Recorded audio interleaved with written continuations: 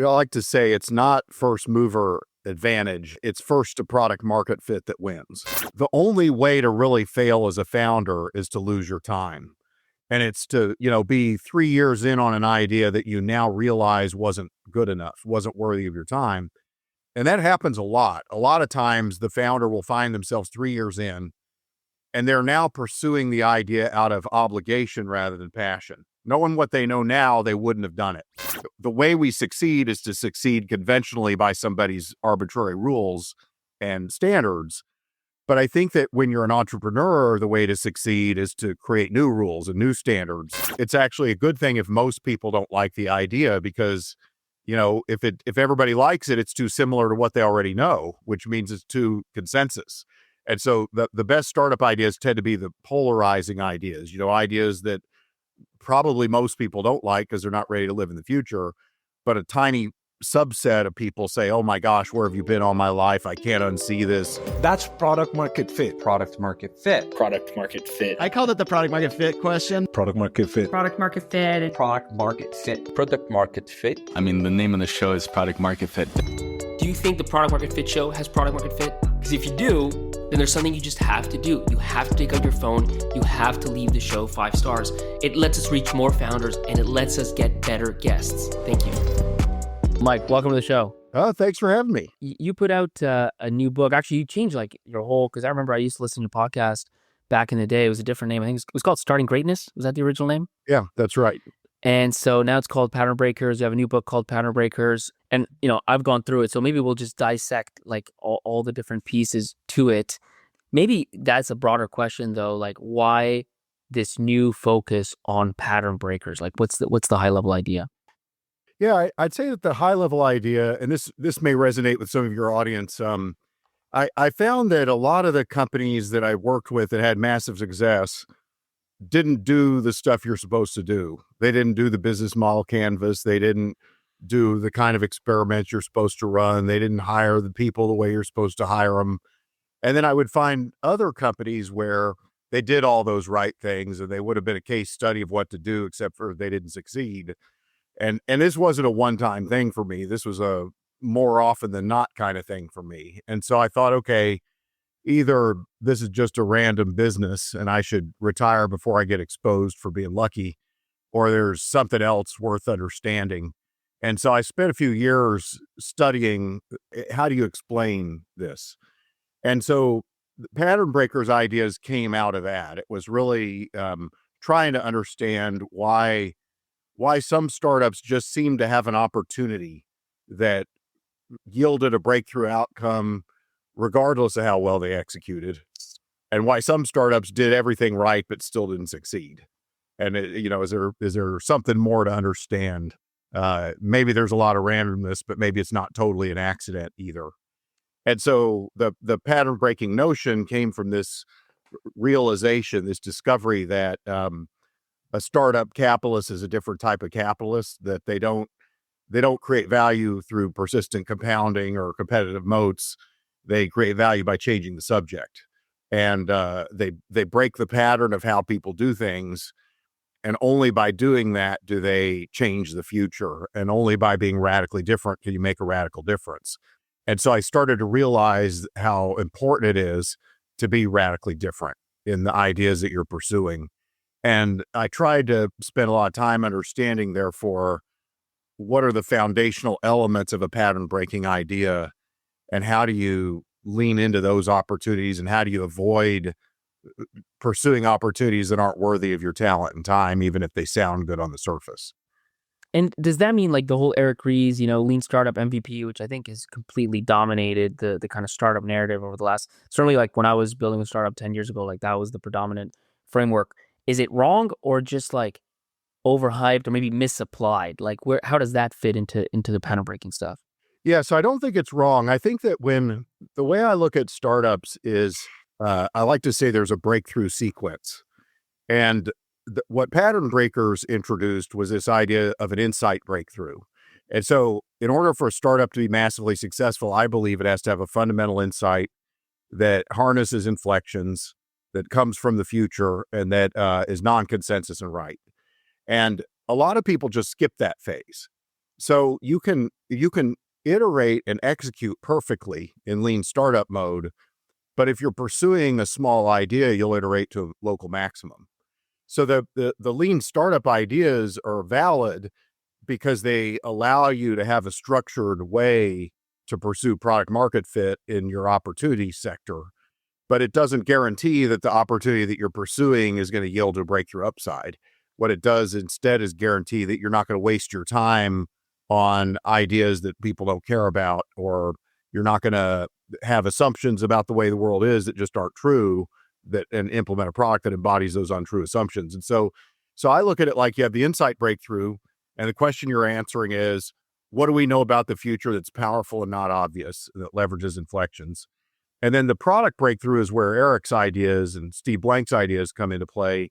You're trying to get product market fit. That's what your podcast is about, right? And it's like, I think in product market fit, you're trying to answer another question, which is, what can we uniquely offer that people are desperate for? And then in the third phase of the breakthrough, it's the growth breakthrough. And in the growth breakthrough, you're asking, how can we grow exponentially at an unbounded rate? And if you think about it, it's like a Newton's cradle. If you have a powerful insight that it embodies inflections, now you have like this weapons grade, sort of Everything gets easier. potential. Yeah, and it transfers energy into the product breakthrough phase because you're more likely to be unique because you have an insight. You're more likely to have desperate customers because you offer a 10x or better form of empowerment for a certain set of people. And so now you're more likely to have a growth breakthrough because growing is now about syndicating the truth. You're not spending money on marketing programs to overcome the gaps in your value. You're getting people to shout from the rooftops, oh my gosh, this is amazing. It solved the problem I'm desperate for. I can't unsee it. They're the only people who have it. And so it's like a great insight will transfer energy to the product breakthrough, which will transfer energy to the growth breakthrough. And what you want is you want to be tearing into a category of the future at just incredible speed as you get into this growth mode. And so I started to see that happen in the companies that I was working with that had all the success. And what I was seeing was that the ones that stalled, something wasn't 100% optimal in one of those three areas. Yeah, well, I've like, thinking about all this MVP stuff, like the way I've summarized it is almost like before startup mode, there's research mode. And in research mode, what I've seen is a lot of founders spending a lot of time, some structured, some unstructured, but understanding core customers and understanding like real problems. And then from there, you can start kind of going and iterating, which is similar to this kind of insights idea that you speak a lot about. And maybe that's tied to inflection. So maybe let's start there. Like because I think as I understand it, like insights are related to inflections, right? So like what is maybe first of all an example of an inflection, maybe a not so obvious one, like, the Uber Lyft one is pretty obvious. You got GPS on iPhones, you can do it before. It's 0 to 1. Very, very simple. What are some maybe that are not as obvious as that? Yeah. So and Pablo, I would say that I have a slight twist on how you would talk about this research phase. And this might get to your question. I like to ask when I see a startup idea, is this from the future?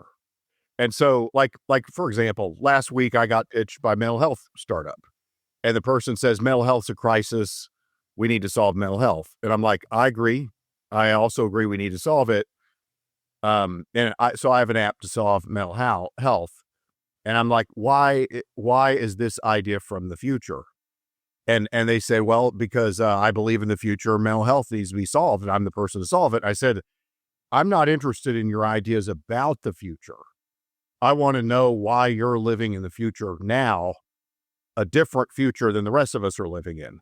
So like, for example, Mark Andreessen, when he did the Mosaic browser, was a student at the University of Illinois. Everybody thought that what was called the digital superhighway was going to be designed by AT&T or the government or Time Warner or somebody like that, Microsoft Network, AOL. Everybody thought it was going to be a tops-down thing. And here you got this kid making minimum wage in a supercomputer lab. And he designs the browser to make the internet useful. So what were the inflections? The inflections were the government had just made the internet legal for business in the first place. You had Tim Berners-Lee and the standards of the World Wide Web. But what Mark was trying to do was not trying to design a product for some digital superhighway market. Mark didn't even know that there was such a thing. He was a student. He was just a kid. What he was doing was he was living in the future, and he was building what was missing in the future, and he was tinkering with inflections that defined what that different future would be. So when I talk to founders about coming up with great startup ideas, I often say to them, and it's a little bit Zen-like, but I say, don't try to think of a startup, because if you do, you'll orient your footing in the present. And I agree with William Gibson that the future is already here; it's just not evenly distributed. And it goes back to pattern breaking. When you're living in the future and you're tinkering with inflections, you see firsthand the way that this new technology will change how people think, feel, and act. And it's in the course of seeing the empowering new capabilities and how it, transforms human capacities and behaviors. It's that direct experience that causes the founder to see what's possible and what can be built. So most startup ideas I find come from not having a formal assessment process, but rather by living in the correct future and tinkering with what's happening in the future. And by tinkering with the future, you learn what's new about it, but you also learn what's limited about it. And so what I like to say is you want to build what's missing in the future, live in the future, build what's missing in the future. And then if you do, your intuition about what to build is far more likely to be right. Andreessen knew what to build in a browser because he knew what was not useful about the internet that he wanted to make useful. And so by solving a problem that he had himself, he was able to solve a problem that tapped into a universal need. But this is different than for example, just surveying 100 customers in a space, figuring out what the biggest problem is. And this is obviously super simplifying and just solving that.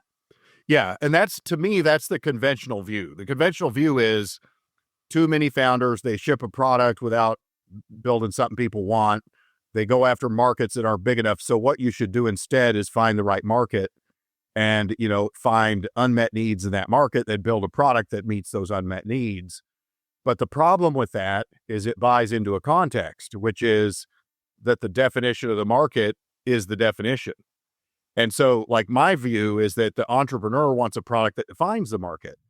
And so if I buy into the rules of the market as it exists today, even if I'm right, I'm going to compete for what the leftovers of what the incumbents don't already have.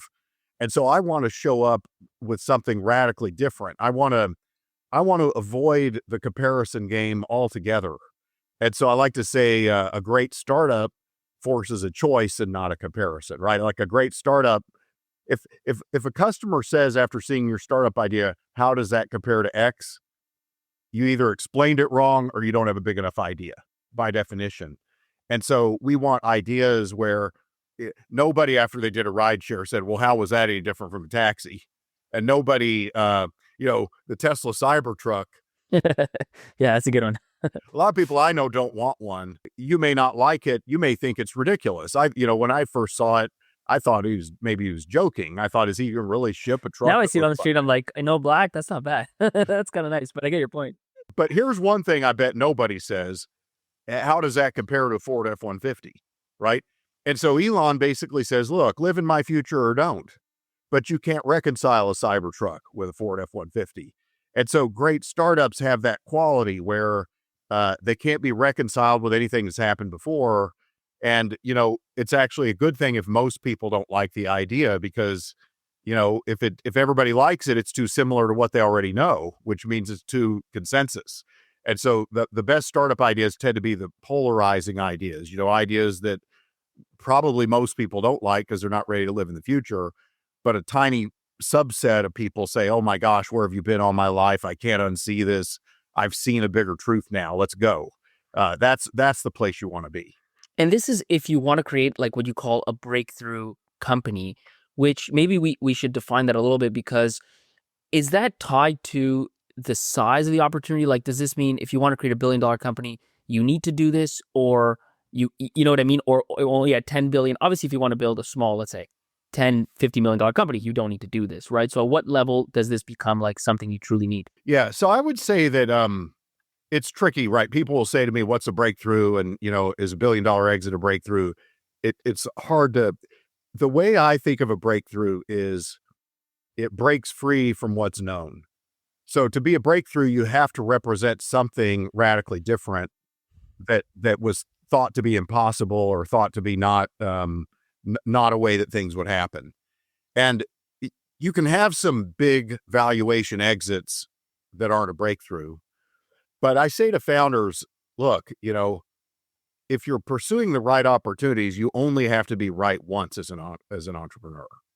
And so the question is, what types of opportunities are worthy of your time and talent?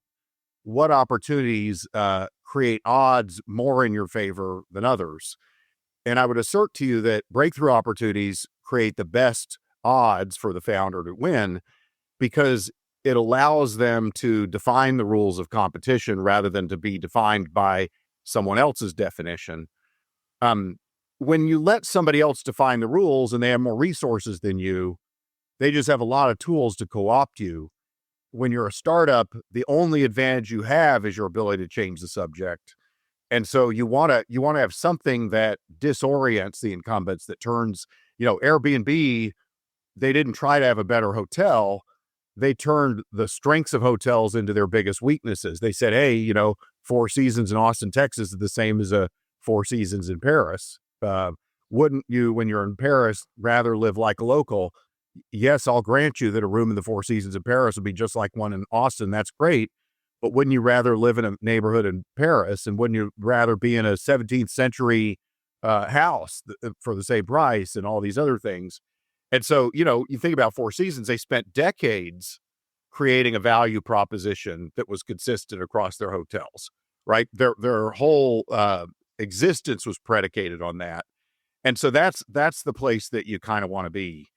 Now, having said that, I was on a podcast about 6 months ago, and it was a guy that the people who listen to his podcast aren't techies. They're like people who own a bakery or, a lumber yard or something like that.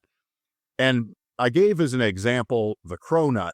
So, there's this bakery that created this cronut in Boston. And, I think that there is one of the lessons from Pattern Breakers that I think is durable outside of tech is this idea that most people don't try to show up in the world differently enough. Most people try to be better according to the current standards. And that's because we get raised that way. We get raised to get good grades, to get good test scores, go to the right school. The way we succeed is to succeed conventionally by somebody's arbitrary rules and standards. But I think that when you're an entrepreneur, the way to succeed is to create new rules and new standards. And I think that that's even true outside of tech, right? I think that the cronut nobody had ever thought of before, but somebody came up with it. Next thing you know, there's lines outside of the, if in the supermarket, there's this thing called the 4-hour energy drink, which blows my mind because it's basically the same ingredients as Coca-Cola. They put it in a smaller vial, they put it on a different shelf, and they charge more money for it. And I'm like, I'd much rather be the 5-hour energy drink than, the next knockoff brand of cola. And I'd rather be that than an organic, DTC branded cola, right? Or some nouveau sounding take on it. So, I tend to like ideas that seem radically different. And I tend to think that more people could come up with radically different expressions of their business, even if they're in businesses that aren't technology fueled. And maybe in that, like, we're going to go on a little tangent here because we're going down the cronut aisle, but, do you need an inflection for an insight? Because there, it's like, yeah, it's true. This idea of a cronut is pretty insightful. It's new, in terms of how much money could you make on it because people can copy it. There's a whole other discussion. But, it's kind of a stale industry. And so do you need one for the other? Yeah, and I would say that like in that example, the cronut is not a breakthrough in the sense I define a breakthrough, right? Like to me, a breakthrough changes human capacities and behaviors, right? And that's why the inflections are important, because the inflections give the founder the weapons to change the future, right? We're not interested in having a fair fight with the present. We want to have an unfair fight. Business is never a fair fight. The only question is who gets to fight unfair. And so the inflection lets the entrepreneur wage asymmetric warfare on the present. The Lyft example and the Uber example is kind of obvious, but it illustrates it really well. If the smartphone all of a sudden has a GPS chip in it, now you can locate riders and drivers with an algorithm. That was never possible before. So now all of a sudden, the inventory of human capacities and behaviors has been increased. And an entrepreneur with an insight can realize the premise of that, the upside of that, and then say, oh, that means you could do Airbnb for cars. That's where you're going to get the real breakthroughs, because you're getting radical enhancements of capabilities. Whereas to me, the Cronut is more, or a 5-hour energy drink or things like that. It's more of like niching down and being, competing for a given market real estate by being different rather than being better. But I don't think it's fundamentally expanding human capacities and behaviors. It's just taking advantage of changing preferences, if you will. I guess in another way, like the way I think about it as you're talking is kind of the Steve Jobs, do you want to make a dent in the universe kind of idea? And if you want to do that, then if you just if your goal is make $1 million or make $10 million, there may be, maybe go to finance, you might not even need to do a startup, right? Like if your exits are just dollars, then there's certain paths that might lead to that. Maybe at a certain level, maybe not. But if your goal is truly to make a difference and make a dent in the universe, create something truly new, then it's clear, at least in my mind, how this breakthrough concept applies. Yeah, and this is where I have a slight bias. Like a lot of people say, oh, well, all you think that matters is technology. And I'm like, there is I believe that, right? So like I look at it like there was a time we were all cavemen sitting around in the dirt in caves, and somebody discovered fire, and that changed things. That's a pretty big deal. Somebody discovered how to make steel, melt metal and make spears. And somebody figured out how to launch projectiles off of a cliff at bears and tigers and stuff. And somebody figured out how to float barges on rivers. And somebody figured out how to make canals and aqueducts. And somebody figured out how to, create catapults. And somebody figured out how to create computers and printing presses and all that stuff. And I tend to believe that the arc of humanity really is an arc of technology. And it really is an arc of going from one breakthrough to the next. And, in so doing, you amplify human capabilities. And can you, because when I think about some of these examples, take here, Shopify is the biggest company, right, in Canada. And in a sense, you could say Toby was living in the future, but then you have to wonder, did Toby really know he was living in the future? At some point, he realized he was, and he realized e-commerce could be huge and he could power it. But in the early days, the story is he's selling snowboards. He creates a website to sell snowboards. People are like, hey, this is a great website. And so then he starts kind of building his website and it takes off. I guess the question is, how much is this about stumbling upon the future? And how much can you really, as a founder, make this something you're going after explicitly and saying okay, I need to figure out what the future is? So first of all, I love this question because Toby illustrates this idea perfectly. Toby's idea is not a great idea because of his ideation process, right? His idea was great because he was living in a better future. Now you could say, well, was that premeditated or not? To me, that's not as much the point, right? To me, most people think that ideation is some process where you come up with the best idea. What I argue to people is before you get out of the building, you want to get out of the present, and that some futures are better futures to pursue than other futures. And that the degree to which you pursue a valid future, it has a much bigger determining factor on whether you're going to have a big idea or not, right? I'm much more interested in, is this founder time traveling to a valid future, regardless of how they got there? And so in Toby's case, he was there. It wasn't premeditated, but he was tinkering. He was playing with Web 2.0 technologies. He knew a bunch of the guys who did Ruby on Rails. He was a technology tinkering guy, and he's building this Snow Devil website to sell snowboards. And he's like, hey, wait a second. None of the tooling exists. I got to build all this on my own. I wonder if other people would want this too. That is how most startup ideas that are great actually happen. And, there's no way you could have known that if you were just studying the e-commerce market. You had to have a visceral feel for what was missing. You had to be experiencing it as part of your lived experience. And so I like to say, you want to get out of the present. And if you're not already traversing a powerful, valid future. You want to find a way to catapult yourself to a future, right? And that could be working at a company that's future led, that has a perch on the future, like PayPal in the early days or Silicon Graphics in the early 90s. It could be, what Maddie Hall did when she started Living Carbon. She says, I'm just going to go be Sam Altman's chief of staff for a couple years. And so she just followed him around every year. And if you're following Sam Altman, you're going to see lots of glimpses of the future, and there's going to be chances for you to try on different futures. But, get out of the present, you must. Like a lot of people say to me, hey, well, I don't have a natural way to get out of the present. And I'm like, okay, then maybe you shouldn't be thinking of starting a startup. Well, that's going to be my question. Like, what do you say to a founder who's either in those early stages, whether they're like, I want to start a startup, or maybe they're already playing with stuff, they're figuring stuff out. Now they're listening to this. They're like, I don't know if I'm really like in the future, because one of the issues with the future is it's really easy to craft just about, especially if you're like IIQ, like any narrative you want of like things are going to go this way and in 5 years it's going to be like that. And so therefore I'm going to build this thing out, which I don't think is what you're talking about, but I could see founders misconstruing this as that and kind of saying, well, the future is going to be this, therefore I'm going to build that today.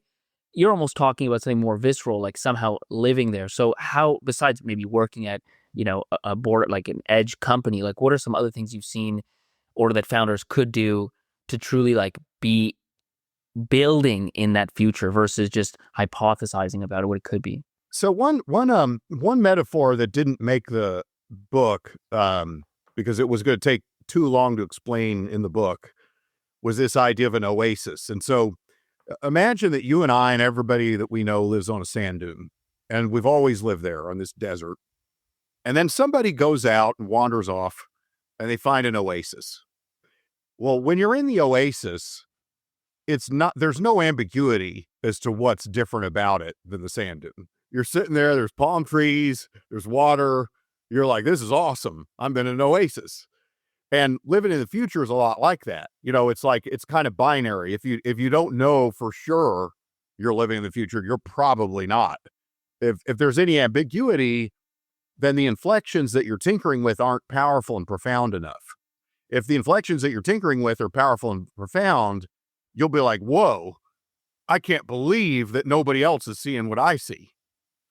I remember like when I first started seed investing, Josh Koppelman would come out from Philadelphia. And at the time, this is like the mid 2000s, we were among the only people really doing it. And we'd sit there at El Fornillo and we'd look at each other and we'd say, how is it not patently obvious to everybody that seed investing is going to be giant, right? Like we saw what was happening with the lamp stack and lean startups. And, we didn't have words to describe it that way yet, but it was like Josh and I were living in the future, not because we were smarter than all the other VCs. It's just that we happened to be at that place at that time. And like, when we looked around, we were like, it is just completely obvious that this is huge and that this is going to be giant and that it's going to be a whole new category. Like there are just founder after founder wanting to raise just $1 million at the precise time when it doesn't take much to start a startup. We're like, once you see it, you can't unsee it, And so that's what it feels like. So like the way startups usually happen is somebody finds a valid oasis and then they come back to the sand dune and they say, hey, guess what? There's an oasis over there. And most people in the sand dune say, oh, no, I don't believe you. You're wrong. You're crazy. The last guy who left and said there was an oasis, we never saw him again, never heard back from him. I think it's a mirage. And one or two people in the sand dune say, yeah, I'll bite. I'll go with you. So they go to the oasis and they're like, oh my gosh, he's right. There's an oasis here. And then they come back and to their other people in the sand dune, they're like, dude, you got to check this out. This is amazing. And so more and more people trickle over to the oasis. And before you know it, you feel like a schmuck for staying on the sand dune, right? The social pressure flips, the social proof. Now, it's like you feel stupid not moving. Startups are a lot like that. Startup markets, they're these movements that gather force. But it's like when you're in a valid oasis, your reaction is not, am I in a valid oasis? It's, I hope nobody sees what I see before I capitalize on it, because like, how is this not obvious? It's like, if you saw what I saw, you just can't unsee it. So that's kind of what you're looking for. And what too many founders do is they say, I want to start a startup now. Help me come up with valid futures. And so I'll know that it's a big enough future or not. And I'm like, dude, you're going about it wrong. Like, that's not where great ideas come from. They come from, and back to the Toby example, Toby didn't do the Snow Devil website because he wanted to start an e-commerce company. He just followed his obsession, right? He just kind of like kept going and pushing the envelope and fixing what was broken and then moving to the next thing and the next thing, the next thing. That's where the great startup ideas come from. People are pursuing ideas in the future that they can't unsee, that they're obsessed by. And it's in so doing that they open new fractals of knowledge and insight, because they're doing things that most people think is a waste of time. Most people thought what Toby was doing was a waste of time, is like some side hustle hobby. But like, because you're doing that thing that nobody else is doing, you're discovering the undiscovered. And if you're in a valid future, if you're in an oasis, you're discovering undiscovered things that matter, that are going to matter to a whole bunch of people pretty soon. And so that's the place you want to be. You love this show. You don't want to miss the next episode. Why would you? So hit that follow button. Trust me, it's in your own best interest. So you almost like you're flipping from this kind of idea of finding unsolved problems to just going like almost way further and just finding places nobody's even thinking or building of. Almost like the thing that comes to mind is like back in the day when people, went out west for gold sort of thing, while everybody else was optimizing whatever was like close to them, near them. Yeah, people tend to want a recipe or a playbook for things, but there can't be one for breakthroughs, because by definition, breakthroughs are undiscovered. And so you can only have a recipe for a cake if somebody's cooked that cake, right? You can only have a playbook for a process if somebody's completed that process. So, what you need to discover a breakthrough is not a process or a playbook. You need a mindset. It's hard for some people to grasp, but the best way to come up with breakthroughs is to be the type of person likely to discover them. And the way you become that type of person is you live in the future and you get curious about the inflections that define that future, and you tinker with them and you identify. So it's like people live in a bell curve of time. Most of us live in the present.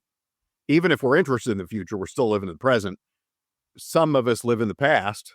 Some of us, a small sector of us, maybe 5%, live in the future. And these inflections come over like an event horizon. And the people who are living in the future see them first. But equally important, they're hanging out in the future with other like-minded people in the future. And so they're having conversations with each other rather than people living in the present. And so they're getting wisdom from the unconventional minded. And so they're getting an information advantage because they're seeing things before other people see it, but they're getting a collaboration advantage because they're collaborating with co-conspirators who are observing and noticing the things that they notice. And it's by doing that that they discover the breakthrough opportunities. But you have to be a little bit willing to have faith that the dots will forward connect if you pursue the things that you're obsessively interested at the edge. I guess if I'm pulling out, some practical things for founders, I get two things out. One is the kind of, I think Paul Graham also talked about this, like if you want to start a startup, don't start a startup, just go build things with people you like and just go down like rabbit holes, right? And that is an idea. And the other one is almost this living in the future, at least the way I'm construing it is, it's a bit of a fail-safe, a bit like, you used to get directions back in the days. I never was that, but people tell me. And it would be like, go, and if you hit the, the trail track, you've gone too far. You got to go backwards, right? And so it's kind of this idea, like if you're building and you stop and you ask yourself, like, am I building in the future? Like, and you honestly, introspectively think, like, am I living in the future right now with what I'm doing? And the answer is not a clear yes. Then you might want to rethink whether this is the thing you want to spend, 10 years of your life trying to grow. Yeah. And I think that the other thing is, I think that there are ways to pursue the future where you don't have to be attached to success or failure. So like for example, I'm working on some AI projects on the weekend that I think could have an impact on investing in startups. But I'm not sitting here thinking, what happens if nobody wants this, or what happens if I don't succeed, or what happens if it doesn't give me an advantage? I'm like, well, I just can't not do it. It's too interesting. And if anything, the problem I've got is, my wife and kids want me to spend less time on it on the weekends, right? It's not that I'm worried about whether it's going to succeed or not. And so like, but if you just work on things that are interesting for their own sake, where you're like, wow, this new thing is just so interesting. I can't let go of it. It may lead to something and may not lead to something, but you're not raising $5 million and now all of a sudden you've got employees and you've named your conference rooms and you've got board members and expectations. And so most of the stuff I've seen, this is another example where Toby really fits in. Toby wasn't attached to success or failure. He was just building something interesting that turned into something. And most of the great startup ideas are like that. You escalate your commitments as you increase your certainty. And you just double down on what works because you just tried something and the next natural logical thing was to turn it into a company. And there's nothing that says everything that you work on the weekends has to become a company. In fact, why not make it small enough so that you don't even have to think about it that way? You work on it because it's worth working on. There's two things you mentioned there that are relevant today. One's AI, and the other one is this thing about fundraising. One thing that's changed a lot, like since when, let's say, you started investing in today, even when I was raising funds 10 years ago, and today is the amount of money that's being raised and how early it's being raised, right? So like the median seed now is like 3.5 million. The 75th percentile is like 5.5. And then you've got pre-seeds. I think the median is like, $1 to $2 million. Is there, I mean, on the one hand, I would say the balance of power shifted a lot towards founders. Like founders have a lot of choices today. Is there a downside to raising bigger rounds earlier on in your opinion? Oh, for sure. The stuff I've been interested in lately, and if any founders are listening to this, Wade Foster has a term for it. I think he calls it seed strapping. So Wade was the founder of Zapier, and they went from Missouri to California and have built this giant company raising only 1.5 million.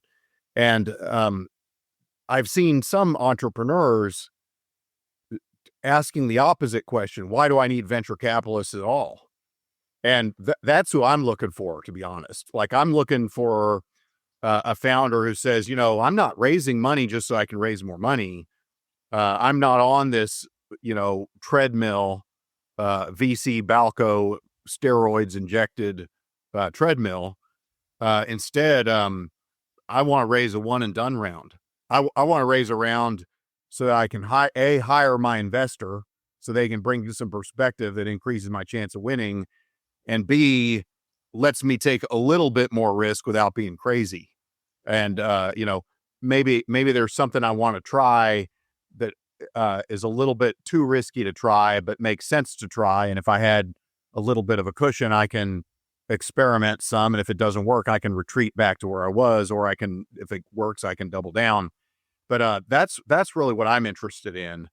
A lot of people have forgotten what the purpose of a seed round is, so like, in my view, the only way to really fail as a founder is to lose your time. And it's to, be 3 years in on an idea that you now realize wasn't good enough, wasn't worthy of your time. And that happens a lot. A lot of times the founder will find themselves 3 years in and they're now pursuing the idea out of obligation rather than passion. Knowing what they know now, they wouldn't have done it. But they have employees now, they have investors now. They raise a bridge round, to keep going and keep going. And, you'll never get your time back. So like I like to say to people, there's the seed strapping route, which I like. And then there's the 0 to 1, don't have product market fit route, which to me is you've got an insight. It's non-consensus. You hope it's right, but you can't know it's right. You can only really know that it's non-consensus. So let's figure out what the biggest risk is, and let's raise the minimum amount of money we can raise to take out that risk as soon as possible. If we can't take out that risk, we're not going to succeed, but at least we get our time back. If we take out that risk, we've done the single most important thing we could do to add value to this business. We have a first mover advantage into the future. We've taken a risk that other people haven't taken. That's the way to think of a seed round. And so to me, it's the minimum viable raise to take out the risk or not to take out the risk. But you don't look at it like I need to increase my odds of not going out of business, because it's not worth staying in business if it's not going to ever amount to anything. And so that's kind of what I'm trying to do is figure out very quickly whether to pursue the upside of a breakthrough or whether to falsify the insight and then try the next one, right? And because that person gets their time back, hopefully we get to work together again. And so that's how I see it. Well, this is a bit out there because I would tend to. I mean, I agree, and I generally like have a bias towards that, and obviously like minimizing dilution early rounds. I mean, as a seed stage investor, we get affected just like founders on future rounds. And then I see data. I saw data a couple weeks ago, and it was like a perfect straight line correlation between the size of your seed round and your odds of becoming a unicorn. Like the bigger your seed round, the higher odds of becoming a unicorn. And I don't know. I don't know if you have any any thoughts about that. I don't believe that. It was crazy. Well, the other thing is odds of becoming a paper unicorn or a Well, that's realized probably exit that was unicorn. part of my thinking was like, okay, if you raise more now, you probably raise more later, so you probably have a higher chance of becoming a paper unicorn. Yeah, and I just think people are thinking about it wrong. So I think that there's the conventional wisdom right now is all things being equal, wouldn't I be better off if I raise more money than less money? Well, what really ends up happening is you hire some people, you name your conference rooms, you start working on your minimum viable product, and only later do you realize that you're hosed. You realize that you had an opinion about what the world was going to be that wasn't true. But now you've got investors, you got employees, and if you raise 3 to 5, you're going to have those things. Whereas I'd much rather raise a small pre-seed, come up with implementation prototypes, and say, look, I'm only going to cross the Rubicon if I can find somebody desperate for me to build this thing. But like by the time I hire a bunch of people, there's not going to be any debate about, it's like in the early days of Chegg, we put up this fake site called Textbook Flicks. We didn't have any textbooks to rent. We didn't have enough money to buy textbooks, but we had a fake site and people would try to rent them and they'd get a 404 error. But we knew that people wanted to rent textbooks. We could see that they were going through the shopping cart. We could see the price they were willing to pay. Now it's like, okay, we know that there's demand for this thing. Let's build the thing. Nobody knew that Chegg was Textbook Flicks, right? And so we constructed a fake experience, but like we wanted to know for sure that there was something that people wanted here. But what's happening now is people are raising seed rounds that allow them to postpone the question of knowing whether there's desperate people for their idea. And so they pursue losing strategies for too long, and they hire people to go work on features that nobody wants. And, before you know it, the organization has its own momentum and inertia. Now there's people who have opinions about what the company should be doing that exert their own influence on what happens. And what we should be doing is asking, what is it about what we could do that people are desperate for that comes from the future? We don't need many people or time or money to do that. Toby didn't need much time or money to make that happen at Shopify. Most people don't in the companies that they're at. So I think for the most part, raising a lot of money early is it makes the company worse rather than better for the most part. There's very few founders who are able to raise a lot of money and not spend it and manage all of the implications that come with that, with the investors who they raise it from, who typically want you to spend it, not in all cases. And I think certainly if your goal is finding like there's scaling and then there's finding product market fit and everything that comes before that. And I would say in that part, being smaller is an edge. Like there's that Jeff Bezos idea. You want teams that you can feed with 2 pizzas. Like this kind of an idea makes total sense because it's all about communication, like insight sharing, being able to move fast.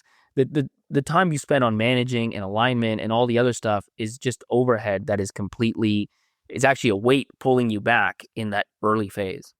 Yeah, what I find is that most people are too impatient for the first $1 million ARR. Their plan suggests that they're going to get it sooner than they should even try to be getting it. Yes. And then they're too patient to go from 1 to 10 million ARR, right? So I like to say that, the purpose of the first million is not the first million per se. It's to get validated learning about customers. And validated learning about customers, if it's truly valid, should allow you to go from 1 to 10 million in 2 years or less. And so the purpose of that $1 million is to kind of play the game with enough live ammunition that you're able to instrument the business And then you move to that phase where you do raise more money potentially, and you do invest more in management and OKRs and all that other stuff. But by raising too much too soon, a lot of times you start running the company as if you've figured things out you haven't figured out.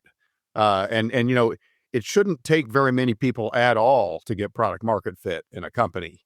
It takes a lot more people to grow, but it takes fewer people and usually more time to get product market fit than most people are forecasting, I think. Yeah, I think if you're pushing too hard to get to that million, you might get there faster, but you're gonna bear the brunt of it later. And I've seen many examples of companies, like, I don't know that there's a correlation between how fast you get to a million and how far you can grow later. I mean, the biggest example I know of this is like Nike, right? Like Nike took, like, I think it was 7 years to get to a million. I mean, we're talking inflation adjusted, but in any case, in a sense, you see this breakthrough thing. Like, there were so many pieces that needed to come together, market being one of them and technology being the other, for that Nike shoe to really get to a place where it could truly explode. Yeah. And by the way, I'm not saying all things being equal, would it be better to get to $1 million revenue sooner? Of course. Yes. Right. But what people don't realize is the place you want to be is 1 million going to 10 million in less than 2 years. That's the foundational elements that you want to set up. Yeah, so 1 to 3, 3 to 9 kind of Yeah, thing, you right? want to have the foundational elements in place for longer term success. And so getting to $1 million really fast because you trick a few people into paying you money, but you haven't proven anything valid about going from 1 to 10, not good. Taking forever to go to 1 million, the problem is somebody will get there faster and beat you. Well, sometimes, by the way, the getting to 1 million really fast might be because you're actually specifically not going after something that's so different that all it takes is you slightly tweaking something else, gaining a few customers as a result. You get to 1 million, but more competition will come in later, et cetera, et cetera. It's going to be hard. Yeah, it's like I like to say it's not first mover advantage.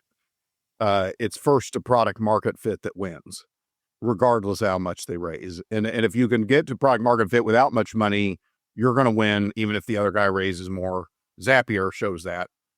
If the other person by raising more money gets to product market fit sooner than you do, they'll win. But the reason to raise a lot should not be it buys me a longer runway, it decreases my odds of failure. It should explicitly tie to I need to raise this much to be the first to get to product market fit. If you're Snowflake and you're building complex enterprise software with innovative leading customers, you can't deliver half a loaf. You got to have enough energy and momentum and product footprint to deliver. I could see why you'd raise more, but it all comes back to working backwards from what does it mean to be first to product market fit in my sector. And then just to, we have a few minutes left here, just to tie to some stuff that's happening right now, like the biggest inflection, obviously, around AI and LLMs. And then this idea of being consensus and right, which to me makes a lot of sense, certainly in the world of, like, let's say, buying stocks. Like, you certainly need to be that because there's a whole market, et cetera, et cetera.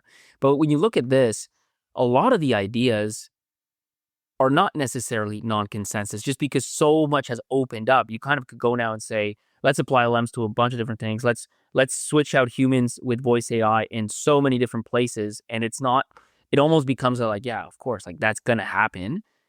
So then the question is, does that make it's consensus, but it might be right. What about those ideas that are happening right now? Yeah, for that reason, I haven't made a lot of AI investments. And so I've seen a lot of AI ideas where I'm like, I totally see the inflection. I can totally see why people are going to love this product.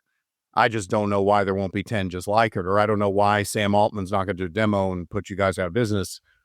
And in my simple mind, I can't do those. So I haven't done very many AI investments for that reason. And I wish everybody well, but I just think mindless competition is usually a trap. And, there'll be some that'll compete with a bunch of other people, and they'll be in a drag race, and, they'll just try to raise more money, put more fuel in the tank than the next guy, and they might win. But for the most part, I think that the profits get competed away in those things more than most people realize. And so I haven't done as many of those.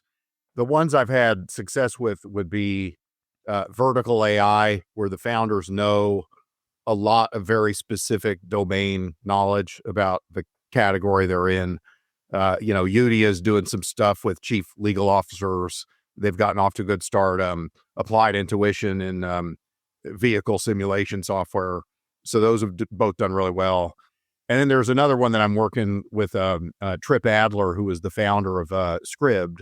He's got a company called Created by Humans, and it helps content owners license their content rights to the LLM providers.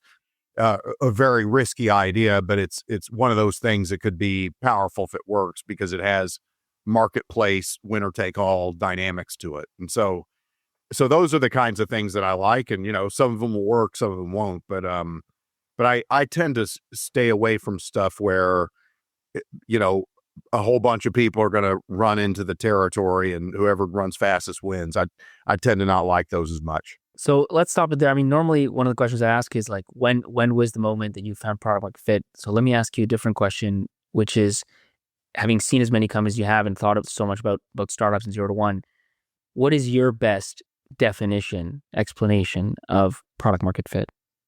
I have 3 main heuristics. And by the way, it's very easy to lie to yourself.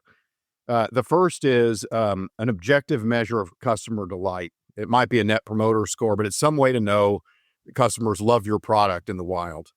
Doug Leone at Sequoia Capital used to say, if you pull a pilot from a customer who hasn't paid you yet, if the customer doesn't scream, then you don't have product market fit. If the customer's like, oh, well, whatever, okay. So that's number 1. They just can't live without your product. Number 2 is progress down the sales learning curve, especially for B2B. So if you have product market fit, a salesperson should be able to pay for their entire burdened cost across the entire company.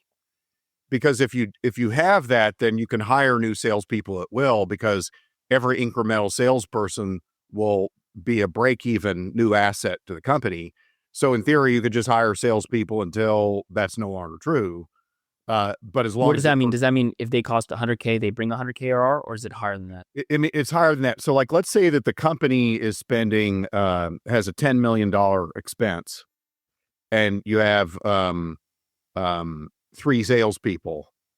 Well, every salesperson has to contribute $3.3 million of revenue, because that would be their burdened cost across the company, right? So, and now if I believe that every new sales rep I hire can contribute $3.3 million of revenue, well, I can hire that person, because the resources required to support that person will be, I'll have more than enough to do. So you're that. talking expenses across engineering, R&D, marketing, across everything? the whole company. Oh, So wow. the burden cost is all costs, Okay. right? And so what you do is that the sales yield can be, the way to think about sales yield is the dollars that an individual sales rep generates divided by their burdened cost, which is basically the overall cost divided by the overall number of reps. And so as you can see, if a sales rep can generate more revenue than not just their cost, but their burdened cost, well, then I can hire sales reps at will, because every sales rep pays not just their own way, but the entire company's way completely. And so now I can scale at will. And by the way, a company with 10 million revenue usually has more than 3 sales reps, right? Yeah, It might I have was 10 gonna say. sales reps. That's a high bar. But the logic is still the same. If it has 10 sales reps, if every sales rep is generating $1 million and the costs are 10 across the company, you can hire more sales reps as long as they can generate $1 million of revenue. And then the third is exponential organic word of mouth. And so those are all measurable things. Those are all knowable, measurable things that could be seen and observed. And what I like to say to founders is that be careful, because you're going to get deceived. You're going to want to believe yourself that you have product market fit. Your seed investors are going to want to believe you have product market fit because they want to help you raise money.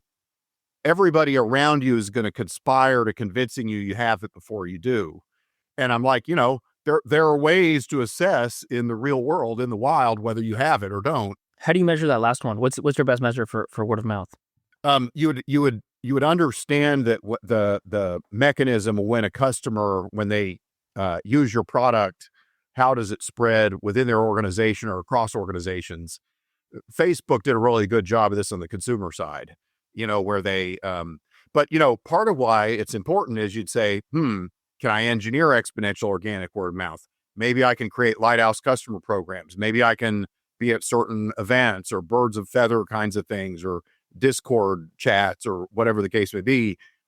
But you have to have some mechanism to get customers to syndicate the awesomeness of your value, because otherwise you got to make up for it by spending money on marketing programs. Is this fundamentally referrals? Like, should you see X% of your revenue coming from referrals? I think ultimately, yeah. Or, to me, the valid definition of a niche segment is a set of cross-referenceable customers with common desperation. And so you want to have a way for those people to come together and share their ideas about how you're solving their desperation. And there's multiple ways to do that. Sometimes it's network effects. Sometimes it's referrals. Sometimes it's different types of programs. It could be events. It could be, customer councils. It could be, but like the important thing is to realize that it's an important thing. But I think that most people would say, if I can prove that customers, whenever they experience my product, they love it. If I can prove that sales, every time I add a resource, can pay for its entire burden cost across the company, and if I can prove that I've created a mechanism for exponential organic word of mouth within my niche sector, I think most people would say that's a pretty strong set of cases that you have They product can market scale. fit, right? Yeah. Yeah, that is a fairly robust first principles set of reasoning, right? That you have product market fit. So that's what I normally look for. And then I ask, okay, chances are we don't have it yet. And so then there's a book I like a lot called The Goal, where you ask, what is the number one bottleneck? And so I'm like, okay, if we don't have product market fit, there's a reason. What is the most important reason? What do we have to do to crush that reason? And so another way to look at product market fit is it's the systematic elimination of bottlenecks between us and product market fit until there are no more bottlenecks, at which case we can scale at will. And so, but it always comes down to the North Star, which is what can we do unique that people are desperate for? And then how can I eliminate all friction so that anybody who's rational, who knows what my value proposition is, who would be desperate for the empowerment that I offer, would instantly want this. That's the place I want to be. Perfect. Well, stop it there, Mike. It was great chatting with you. Yeah, thanks, Pablo. You remember like the first person who told you about Bitcoin, the first person who told you about Uber? You want to be that person because being first is cool. So be a cool person and tell your founder friends. Send it to them on WhatsApp, put it in a WhatsApp group, put it on a Slack channel, let people know about the show, let people know about this episode. Don't let somebody else beat you to the punch and share it with your founder friends first. Remember what Ricky Bobby said. If you ain't first, you're last.